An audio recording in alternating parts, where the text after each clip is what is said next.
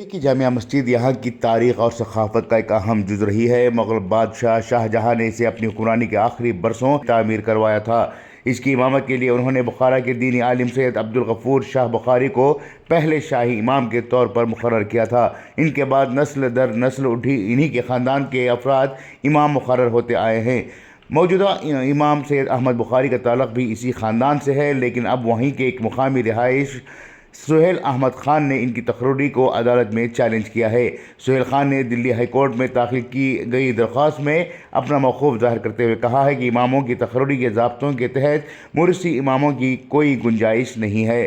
Be B C سے بات کرتے ہوئے انہوں نے کہا کہ امام صاحب کا کہنا ہے کہ شاہ جہاں بادشاہ نے ان کے آبا و اجداد کو امامت کے لیے بلایا تھا۔ شاہ جہاں بادشاہ نہیں رہے، ان کے پوتے پر پوتے، ان کے خاندان کے سبھی لوگ ختم ہو گئے، لیکن شاہ جہاں بادشاہ کے بلائے ہوئے ایک ملازم جو آج وقف بورڈ کے ملازم ہیں، وہ شاہ جہاں سے بھی بڑے ہو گئے ہیں۔ سلطنت چلی گئی، انگریز چلے گئے، لیکن ان کی بادشاہت ختم نہیں ہوئی۔ میرا مطلب یہ ہے کہ وقف بورڈ کے ضابطوں کے مطابق جو امام بننے کی اہلیت رکھتا ہو، اسے مقرر کیا جائے۔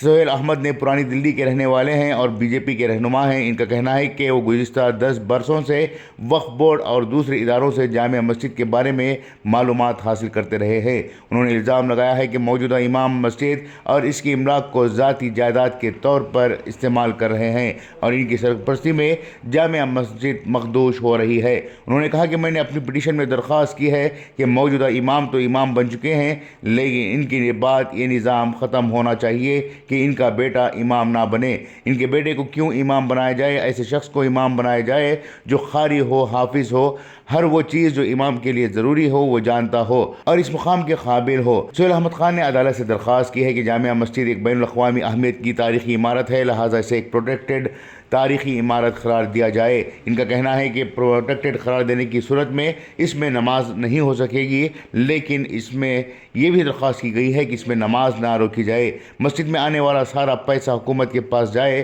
اور وہی پیسہ مسجد کی دیکھ بھال پر لگایا جائے۔